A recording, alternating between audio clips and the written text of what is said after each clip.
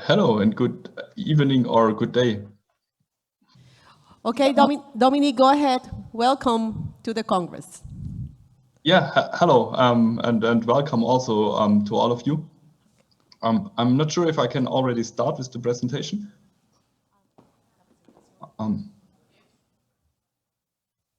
Yeah, perfect. Okay. Yeah, so welcome, warm welcome also from Germany. Today I have the pleasure for the next period in this session to show you some insights in the German electricity system. I've titled this session as Operational Challenges in a European-wide coupled system. For me, it will be quite a challenge because I try to give you some insight in the European or in the German market. And in the challenges we face, the challenges with high infeed of renewables already today. Challenges we face during the day, challenges we face in balancing, and also some challenging we face in the redispatch regime. I also try to give you some kind of insight how we manage at the moment in our system the combination of conventional plants. So we have a lot of gas-fired plants and a lot of coal-fired plants, but also a lot of renewables, and how we try at the moment to manage this and what challenges we face, and also try to show you how we will or how we overcome these challenges.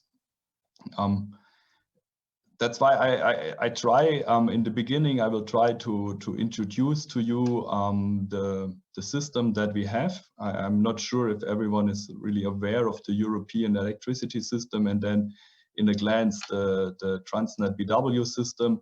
So I will more or less have a wider part of the theory of how we have designed our systems, and then I will get more into the details of what challenges we face and how we can overcome them. So first of all, I'd like to introduce to you Transnet BW. We are not the world famous TSO, so that's why I think it's worth to introduce my company to you. We are one of several transmission system operators in Europe. Our area that we serve is the area of Baden-Württemberg. Baden-Württemberg is a part of Germany, and it's in the south west of Germany. We have from my point of view, quite comparable peak load to your country. We have around 11 gigawatt of peak load. We have an annual gross electricity consumption of 74 terawatt hours. At the moment, we might be a little bit higher, so 77 terawatt hours. That's our annual gross load.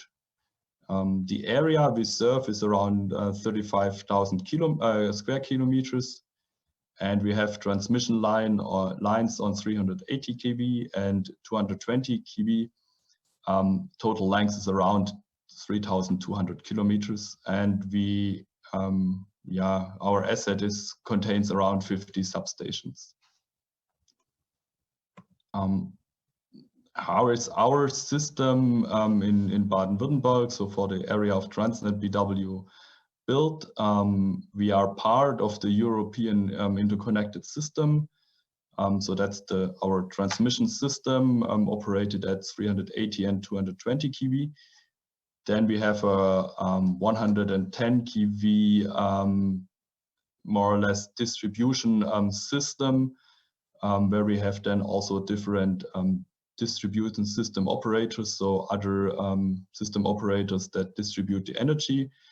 And then we go to the regional level where we have 20 kV, and then on the local grid, so more or less the households, where we have then around 400 volts or 0.4 kV.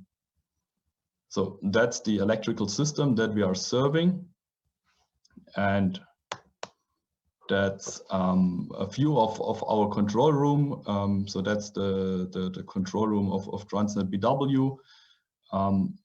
We operate the system with 3 operators in 24/7 shift and another additional operator in during the work days in 2 shifts, so 16 hours. And with this 4 people, we handle the system. Perhaps a short insight what each operator is really doing. So we have one operator that is dealing with the operational planning. So he is really looking ahead. He's anticipating what will happen in a week ahead and in a day ahead basis. And this is one key for our dealing with renewables, because he is anticipating the infeed of the renewables and is based on this infeed then calculating the amount of redispatch that we need. Then we have in the middle of the control room, that's the real-time system operator. So he is doing more or less the daily business. He's looking at the grid in real time. He's reacting in emergency situation. He is doing all the switching and so on. And then on the right place, and that's the place I am responsible for in our control room, is the system balancing place.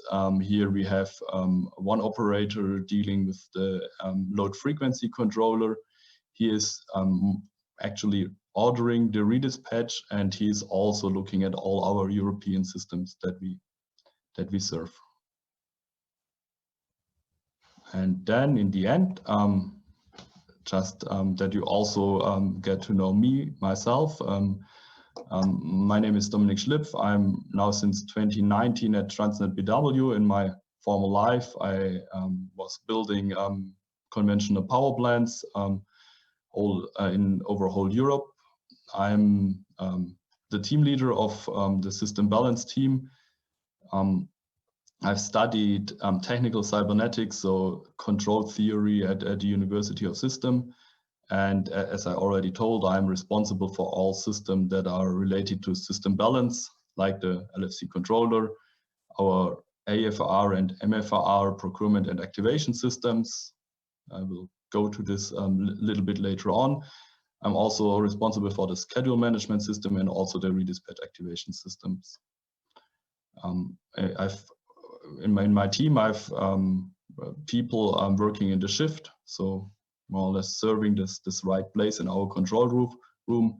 And I've also a lot of engineers dealing with the system, so in the back office, so they are there in normal hours. And something that is more or less common for all the European TSOs, that we are active in several European projects and are cooperating there in a quite a good way. So that's the introduction. That's who we are and what we do in our TSO world.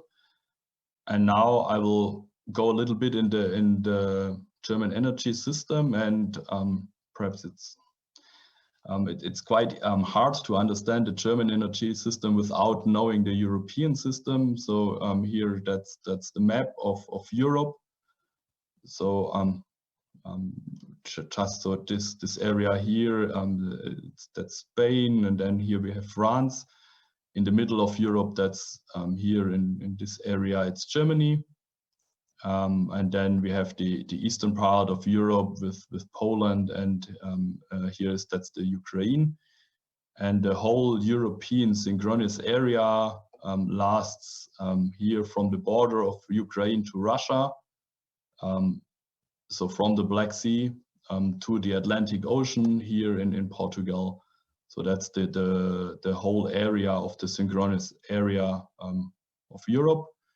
And from north to south, we have here in Denmark, that's our north place. And then here in the south, it's Italy.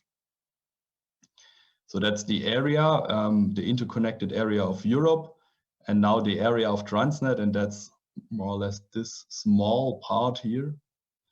So you see we are in the middle of this interconnected system, and this brings a lot of challenges to us, because being in the middle means also that we have a lot of different load flows through our grid.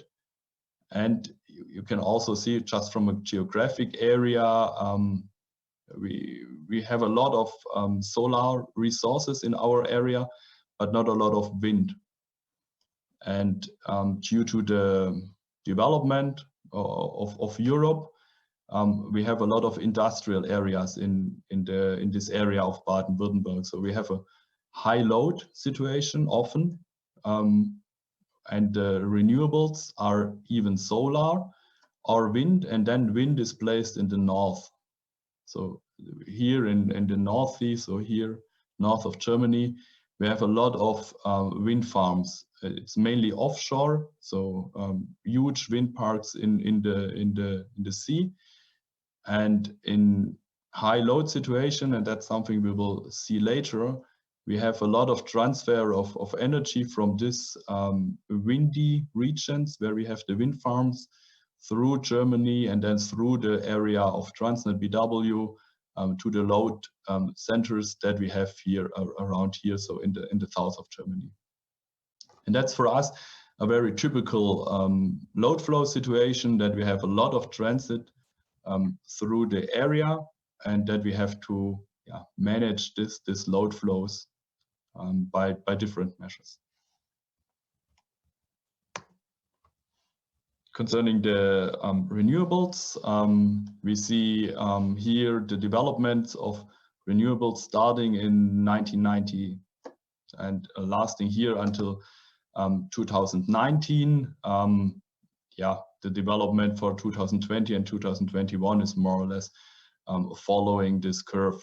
So we see, especially for the wind energy that is here in this lighter yellow, we see a tremendous increase of installed wind capacity.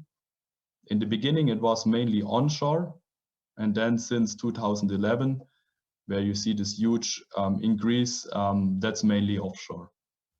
So at the moment, we see a high increase of installed wind farms on the North Sea and also on the Baltic Seas, so more or less in the north of Germany.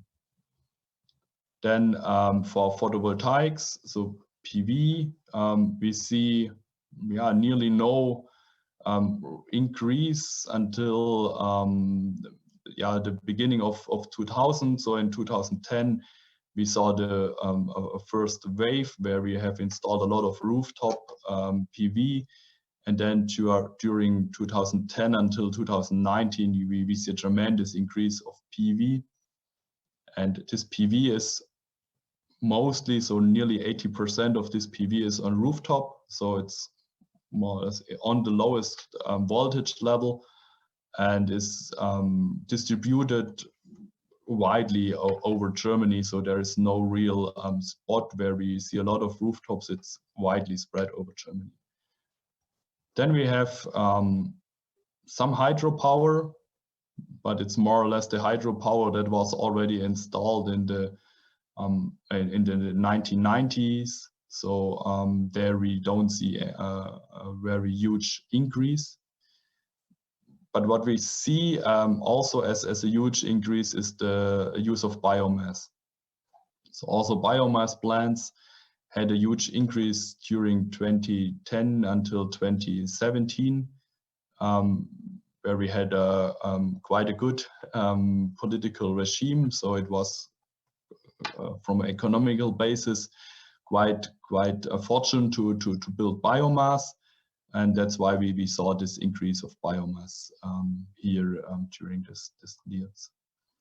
So at the moment we have around 250 terawatt hours per year in feed of renewables, and this brings us to different new challenges. So we have compared to the early 1990 years, a complete different situation concerning generation of electricity.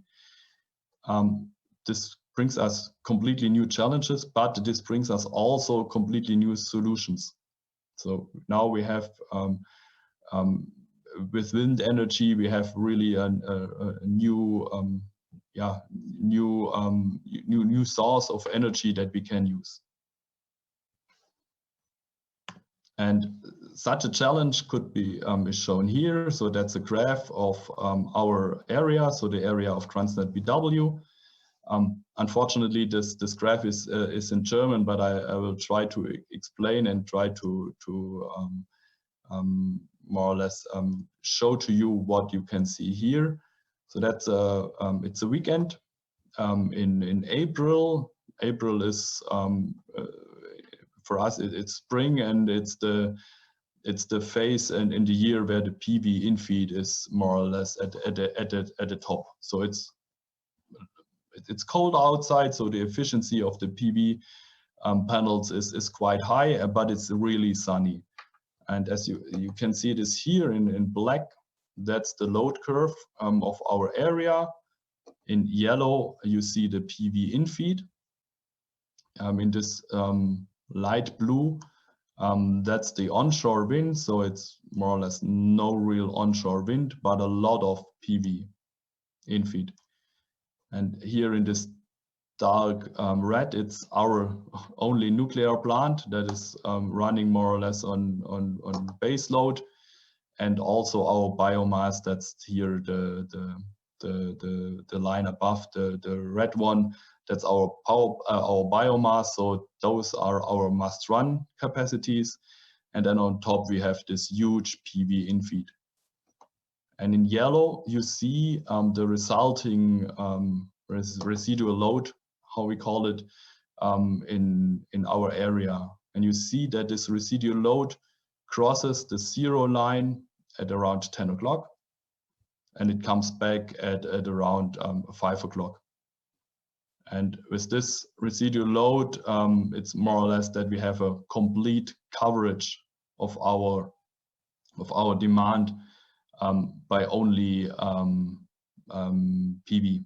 So we have a certain amount of days where our complete demand is covered by PV, and that's not only for several hours, but really for long period of several hours a day. And especially in spring, those situations occur quite often.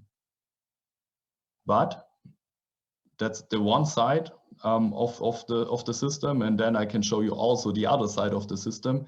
It's a situation that occurred more or less 3 months before, where we had, so now we are in January.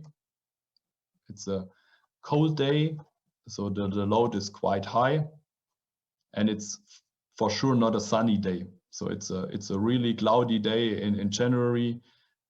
Really in the winter, it's cold. Maybe it's snowing, and the PV infeed you see here in yellow is quite low. And here, to cover the load, we now have to import a lot of electricity. That's the orange curve here. But also we have to more or less use every conventional capacity that we have in the country or in the area. So here in black, you see that's our coal-fired power plants. They are here nearly on maximum load. You also see that we here in this dark blue that we use a lot of our pumped hydro to cover the load and so on. So those are the two extremes. I can shift to the situation before, where we really had no hard coal and no coal-fired power plant, and then 3 months before we had the coal-fired plant on our maximum. And that's not because of we cannot manage the load flows. It's really because of adequacy. So we really have no sun, so there's no infeed, and we have to cover the load either by import or by using conventionals. And that's at the moment, so that's graphs from 2022. So from this year, that's at the moment the situation we are facing. We are between those two extreme points, where we have on the one side nearly no infeed of renewables, and on the other side extreme infeed of renewable that covers our whole load. And in this field, we are operating at the moment our system.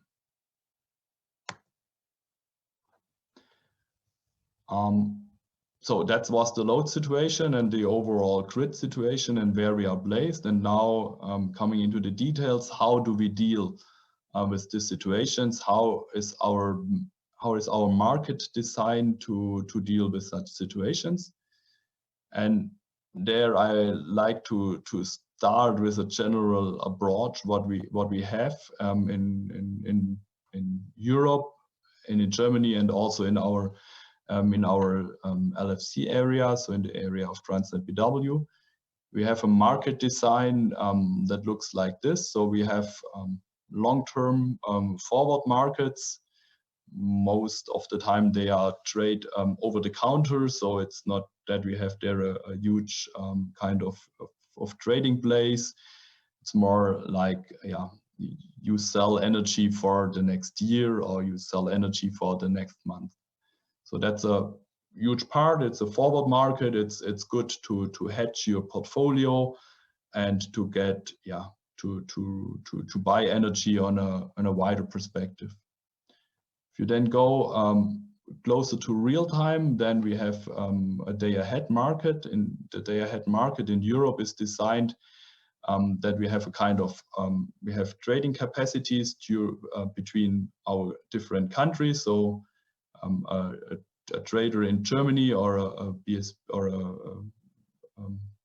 balancing responsible party in Germany can buy the energy in France.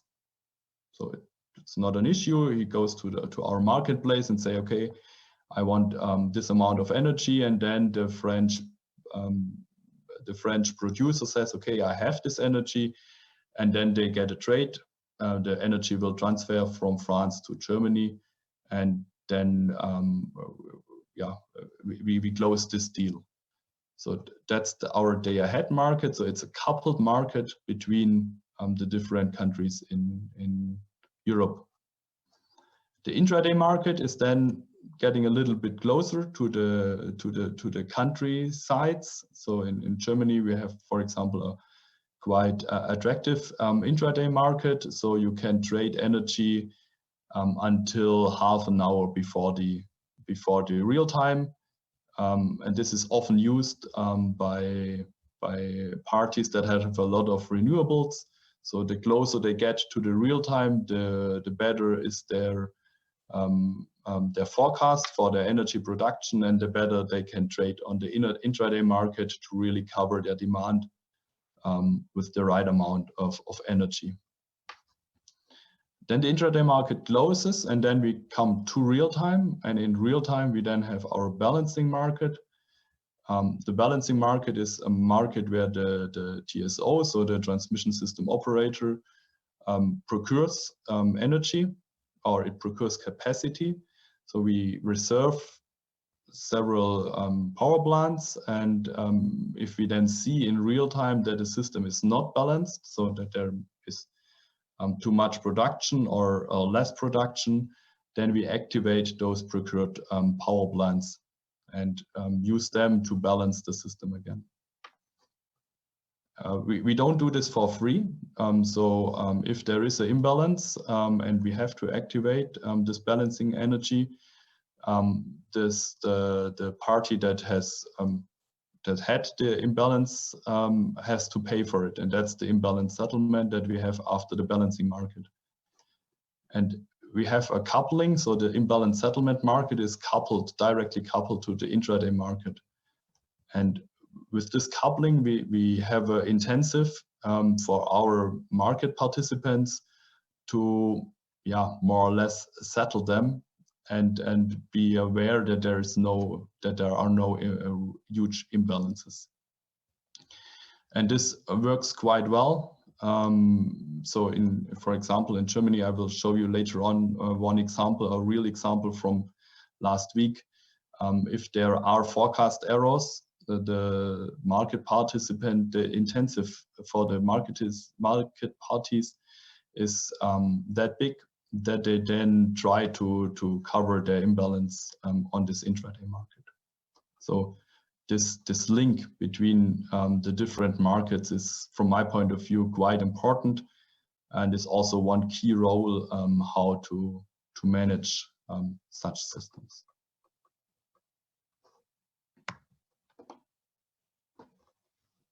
That's just how we operate our balancing market. So of course you all know that in this whole interconnected system, the amount of energy that you produce must be in balance with the amount of energy you consume.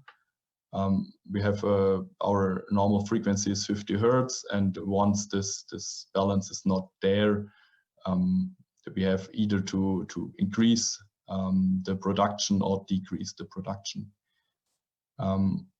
We do this in Europe, where we have several TSOs, so several transmission system operators. Each LFC area does its own dimensioning of the needed balancing reserve, and then each TSO itself more or less procures the balancing energy. And then in the end, we have a European-wide system that is optimizing the use of those or the use of those balancing energies. Then how do we balance? We have in Europe 4 different qualities of reserves. In Germany, it's only 3, but that's here not that important. So here you see a curve, what happens. So we have here a power plant outage. The frequency drops because we have less energy in the system due to the drop of the power plant. So we have to replace this loss of energy. We have the first control reserve. It's a frequency control reserve, so it's an automatic activation. It's in the whole grid. So every power plant recognizes, okay, there is a drop in the frequency and starts to produce a little bit more of energy. This FCR, how we call it, so frequency control reserve, is activated within 30 seconds. And in parallel, also the LFC area where this power plant was placed recognize now, okay, in my balance system, so in my system, I see there is now the need to produce more energy because I've my production is reduced, and then the automatic frequency restoration reserve is activated. So it's the AFR. It's done by an automatic controller, the load frequency controller, how we call it, and then this energy is produced in the LFC area where this power plant outage was.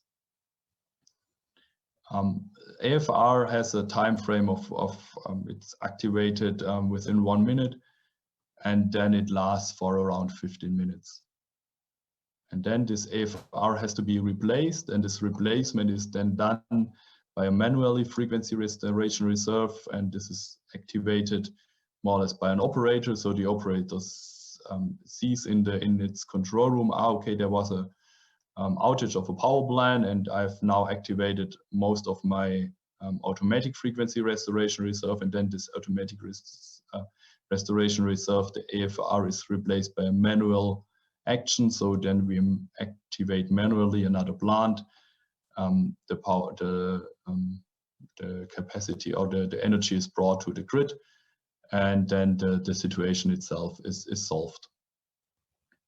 There's then a 4th reserve quality with a very long time window, so it's 15 minutes or longer.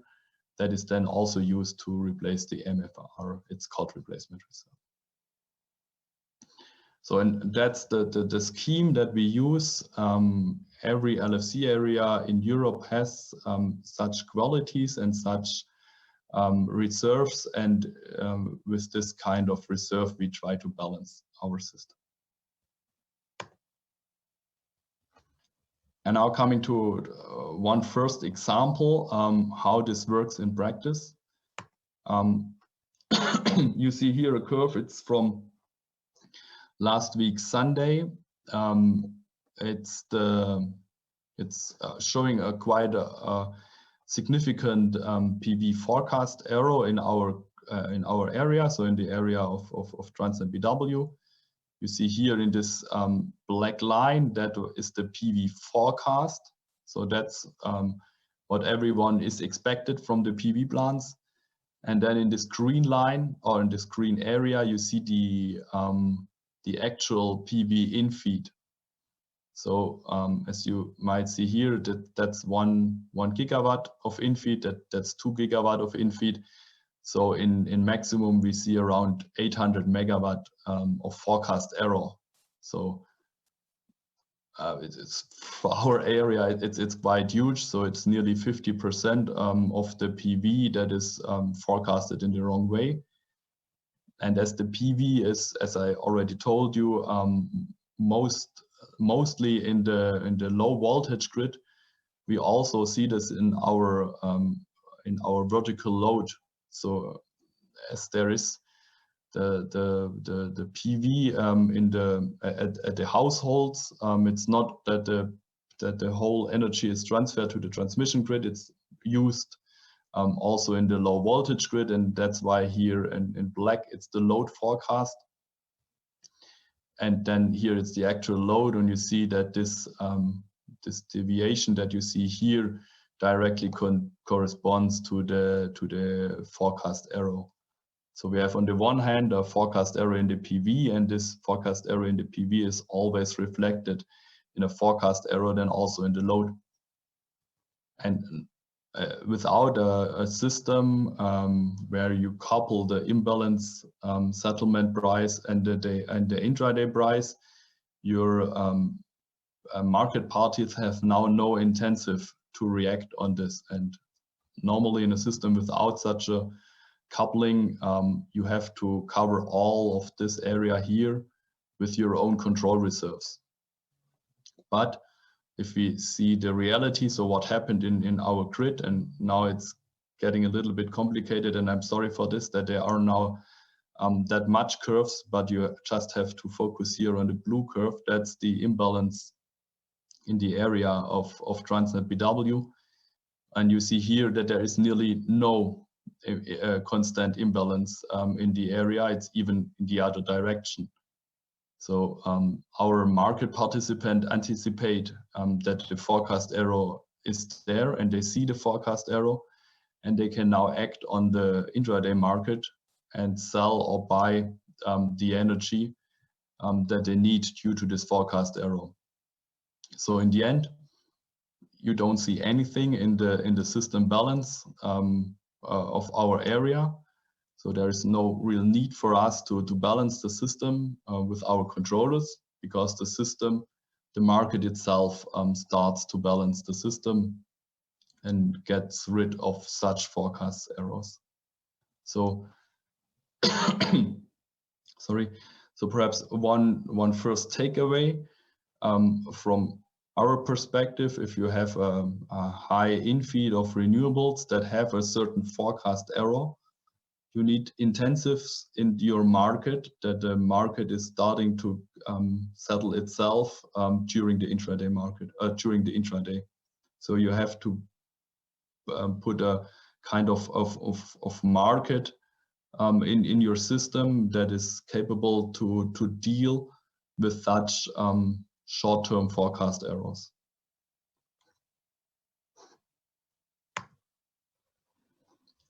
And one other thing, but that's now just a specialty. I'm not sure if this is such relevant for your country, but it's also something that I want to present to you. It's again a view in the German system. So when I started, I showed you on the European map also Germany, and that's now a dedicated view to Germany itself. So the whole area here, that's Germany. And in Germany we have the speciality that we don't have one, we have not one TSO, we have 4 TSOs. So there's here in this light gray, that's the area of Umbreon. Then in the middle we have the area of Tenet, and then we have 50 Hertz transmission. So we have, and here that's Transnet BW. So we have 4 different TSOs operating 4 different LFC areas. But what we do is that we have a kind of cooperation where we try to help each other. So for example, in a situation where we have a positive imbalance in Germany, so in Transnet, so we have too much power, while in the area of Tenet we have a negative imbalance, so we have a shortage of power production. We more or less net those 2 imbalances. So we say, okay, at Transnet you keep your positive imbalance, and Tenet you also keep your negative imbalance, and we sum it up, and in the end it's 0. And with this approach we avoid that in the area of Transnet power plants are regulated down, and in the area of Tenet the power plants are regulated up. And with this approach we save a lot of energy, and we can then also do a common dimensioning. We can also activate this control energy in an optimal way, and we can develop control operational concepts that are more or less common and used by all of our 4 TSOs. And this can, or is at the moment also not only done in Germany, but it's done for the complete Europe system. So that was the system like it was 4 years ago. So we had a lot of TSOs with different LFC areas, and everyone was more or less acting independent. What we are doing at the moment in Europe is that we install optimization systems that know the state of each TSO. So we know which TSO has an overproduction and which TSO needs power, and then we calculate it and optimize it in a way that there is no control against each other, so that the surplus, for example, in this area is used to cover the demand in this area. And with this approach, we get a kind of very efficient system in Europe to deal with such imbalances. And this also helps the inclusion of renewables, because it's the area of Europe is quite huge. So it's most likely that if there is a forecast error in this area, there might be another forecast error that is in the opposite direction in this area. And in this, with this European-wide optimization system, we can then more or less sum up this forecast error here with this forecast error here, and get then a balanced system. But that's just the outlook, or just a short spotlight on this market. It's especially, that's why we are talking as Transnet about this, because Transnet is a host of 2 of these optimization systems. So we are also operating those systems. And yeah, here just one system how this is working. So it's so-called the IGCC. So it's the platform to deal with these imbalances. So what I just explained, that we sum up power surplus and negative power demands, and net them. And such systems are from quite have a very huge benefit. So just by avoiding this or by enabling this netting, by avoiding that there is area with a high demand and area with a low demand, and net them, we generate a social welfare. So we save a lot of money. So it's at the moment around 800 million euros what we can save with such cooperations.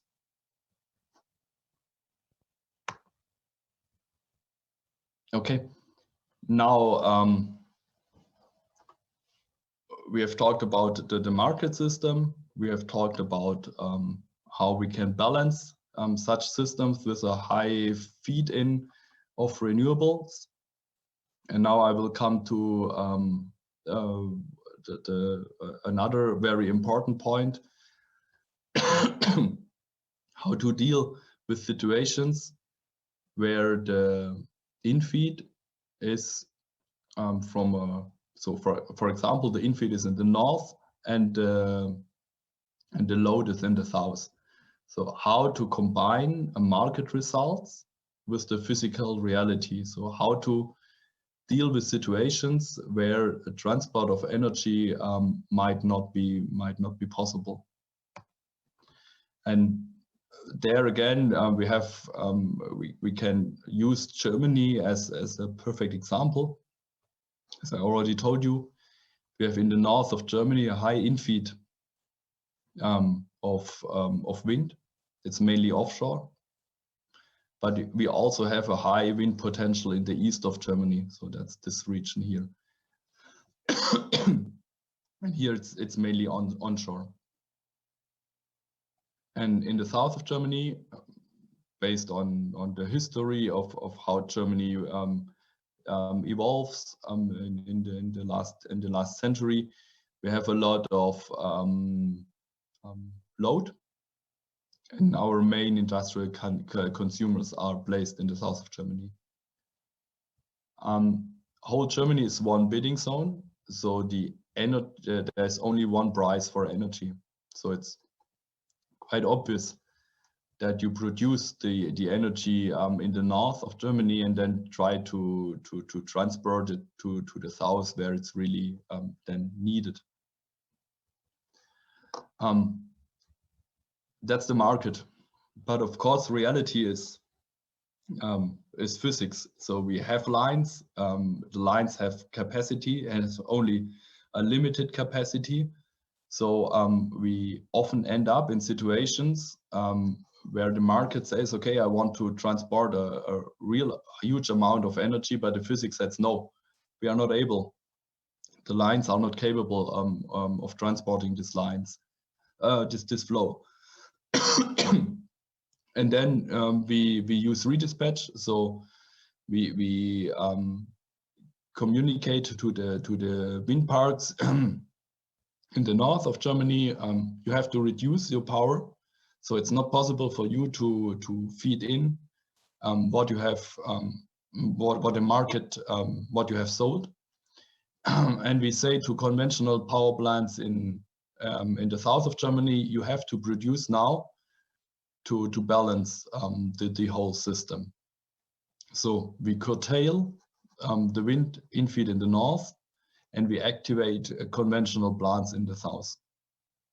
And that's the redispatch that we do, and it's not that we do this once a year.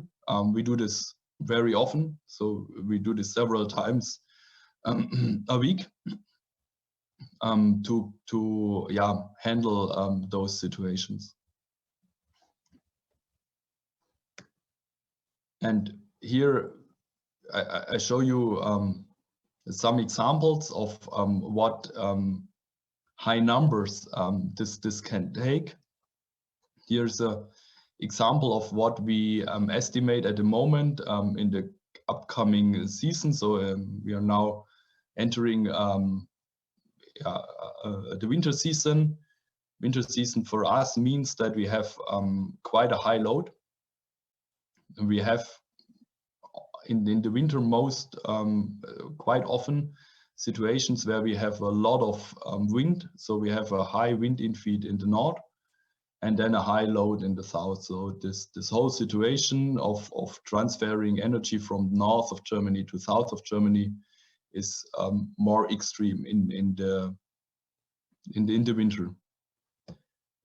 Then we have additional challenges in this year. So we have, as you might know, we have at the moment a war in Germany, so in Europe. it's placed more or less. This war is in the east of Germany, so it's in the east of Europe. It's Russia fighting against the Ukraine, and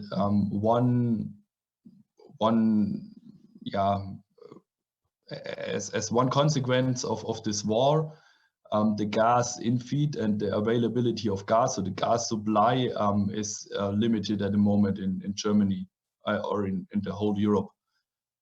We bought a lot of gas from Russia, and as they are at the moment in war with a country that is close to the European Union, we will buy no gas anymore from Russia, so we will have in this winter a shortage of gas supply.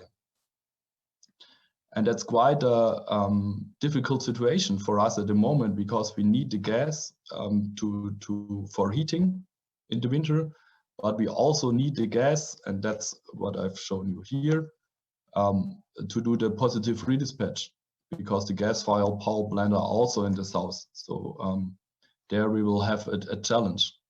So we will have a limited capacity of gas-fired power plants.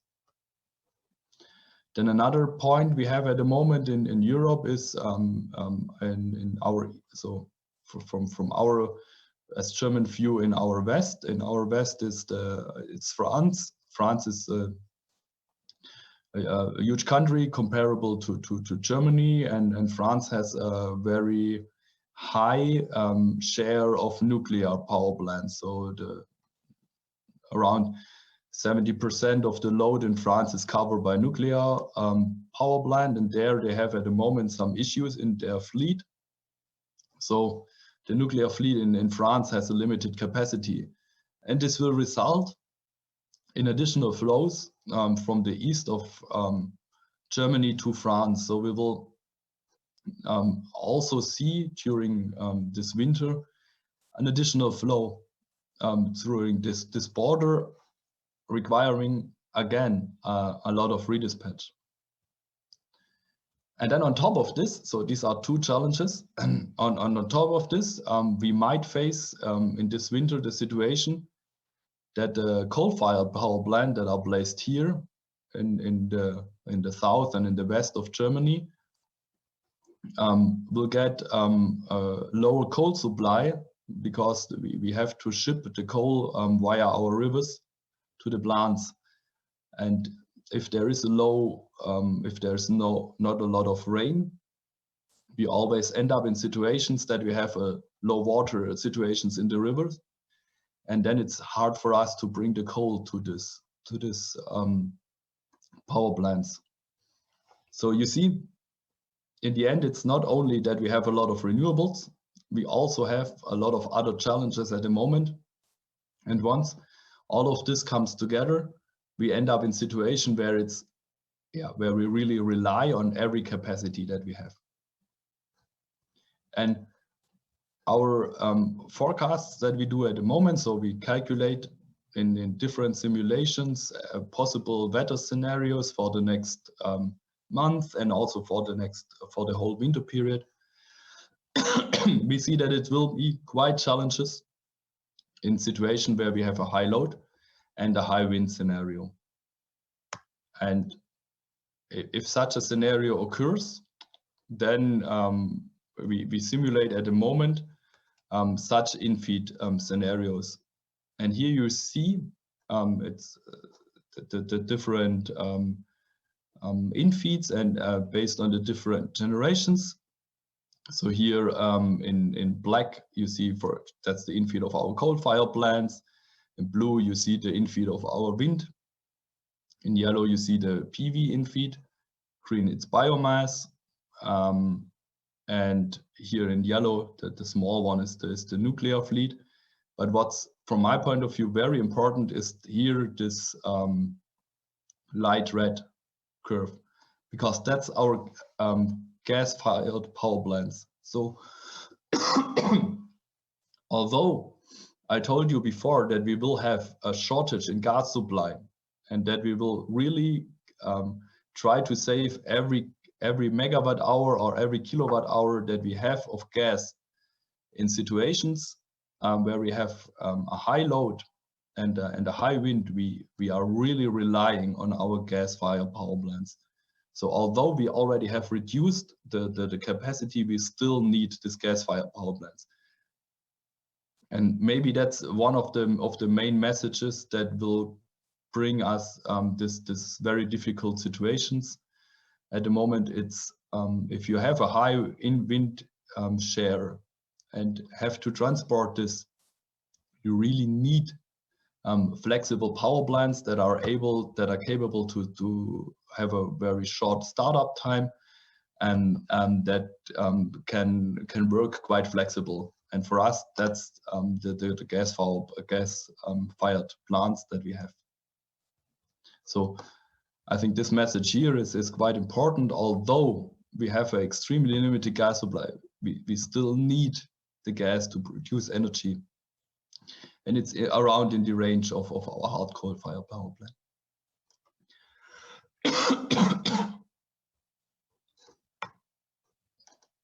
And then coming to one of the scenario, now again in the details, just also to show you some numbers. You see here that's again the map of Germany with our main transmission lines. And you see here every red dot is a negative redispatch. So every red dot is a power plant or wind farm that we reduce. And every green dot is a power plant that we activate. And you see here exactly the lines that we have drawn also in the previous slides. In the extreme cases, we curtail a lot of wind and we activate a lot of power plants in the south, and it's even not enough. So we even have to go to our south neighbors, so to Switzerland and to Italy, and activate there also some power plants to cover those situations. And so that's some typical, perhaps extreme, but typical scenarios that we face. And now another insight in what, from our point of view, so as German transmission system operator, what you need to get there. So what tools do you need to calculate the amount of redispatch that you really need? And therefore we have a quite complicated process. We start 1 week ahead. So our operational planning departments, they start 1 week ahead to look at the situation. They anticipate the market results. They look at the wind forecasts. They look at the PV forecasts, and then they do simulations. So they simulate the grid. They simulate the load flows, and then they look with a certain calculation if it's possible to transport this amount of energy over the whole grid. And if they see in week ahead that it's not possible, then they try to plan the first part of the redispatch. And if they see, okay, it's really critical, then they can even 1 week ahead activate power plants that are not that fast. And we do this every day, and then our results get better and better because the forecasts are better and better, and we get closer to the real time. And if we are then in the day ahead, we see our day ahead market is closing, and then we have the real market results. And then we use this market results together with the PV forecasts to do another calculation. So we calculate again what is the in-feed situation, where are the congestion in the grid, and simulate that then again the redispatch that we need. And that's then we call it DAC-F, so it's the day ahead congestion forecast. And in this day ahead congestion forecast, we then define, okay, that's the redispatch that we do. So We now order this and this and this plant, and then we will deal with the situation.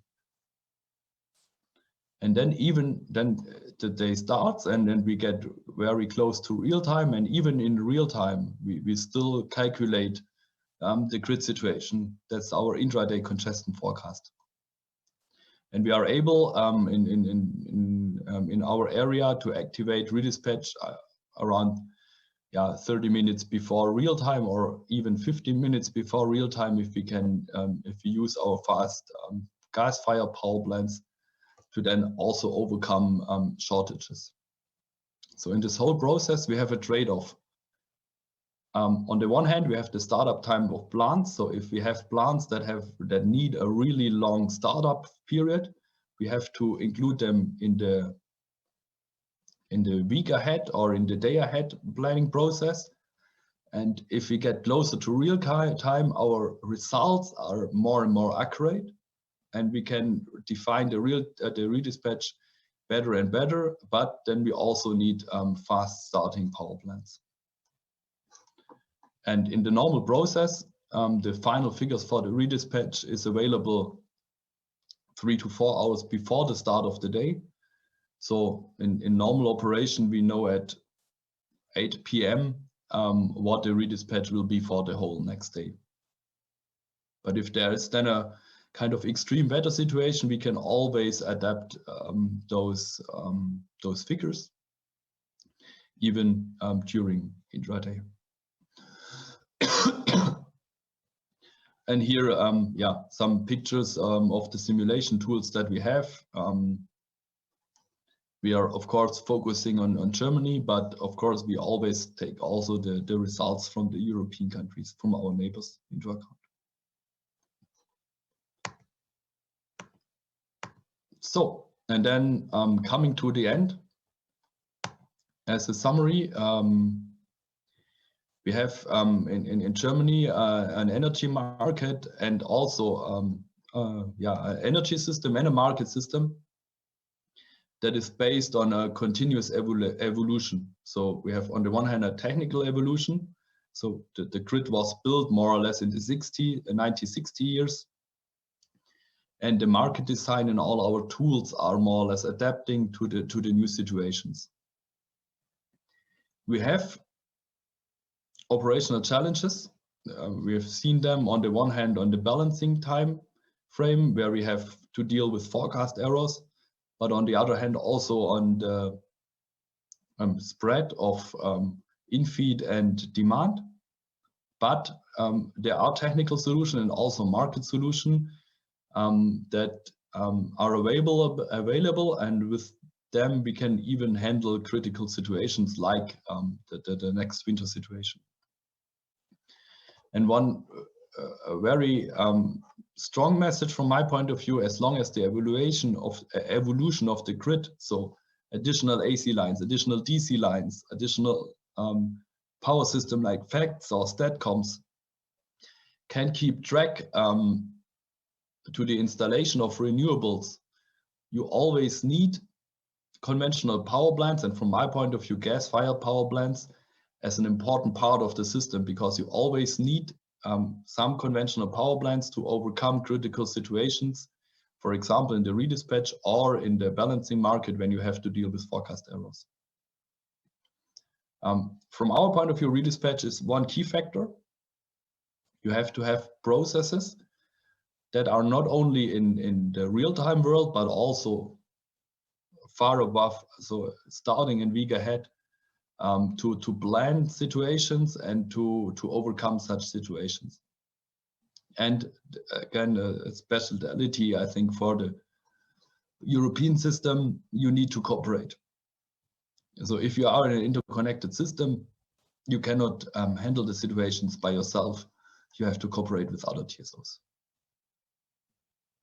Yeah, so that's it. So if there are any questions, I'm happy to answer them.